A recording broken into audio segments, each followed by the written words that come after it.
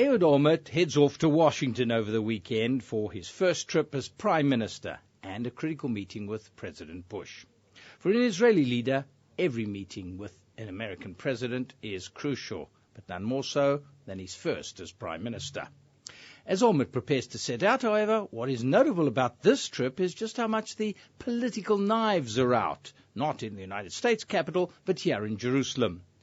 Antagonism from Olmert's political adversaries within and without his coalition government.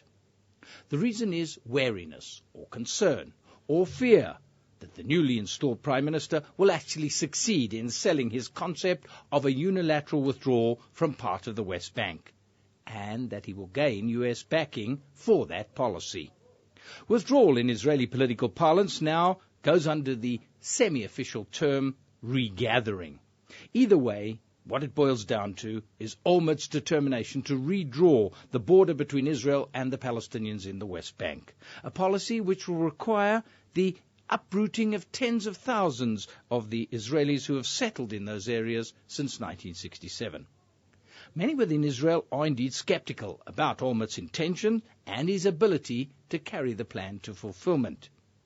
And according to reports from the United States, Western diplomats who over the past week have been trying to work their way around the issue of how to relieve the bankruptcy of the Palestinian Authority without supporting the new Hamas government are really worried.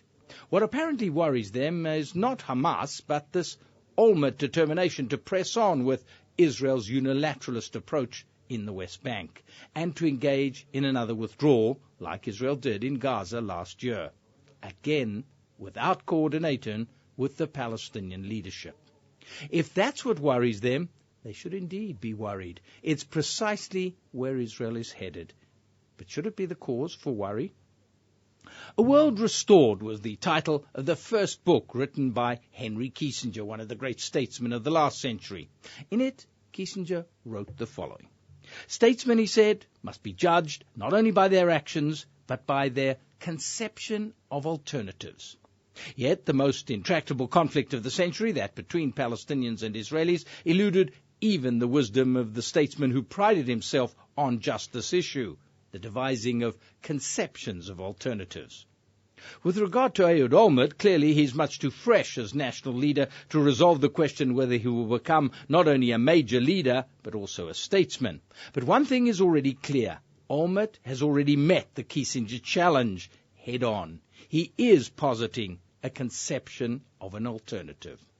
Ariel Sharon, whom Olmert succeeds, leaves a lasting legacy, the introduction of just such an alternative, an attempt to escape the conflict with the Palestinians by enforcing the unilateral withdrawal from Gaza.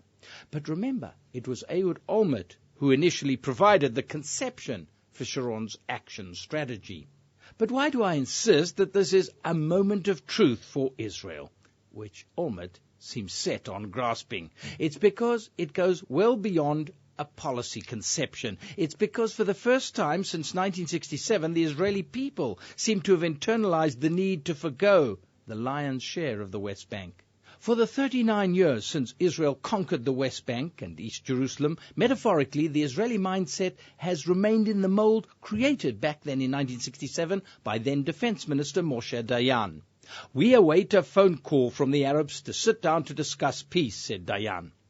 From the Palestinians, that call came only in 1993, by which time Israel was caught in the quagmire of its continued occupation of the West Bank and Gaza.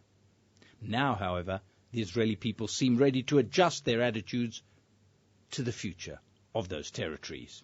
As the name of the concept, regathering, evokes, this second planned Israeli withdrawal may hardly satisfy the Palestinians, mainly because it doesn't involve total withdrawal, but also because this is a unilateral policy, a policy less about Palestinian interests and entirely about Israelis concerned with the nature of their own society, their own national purpose.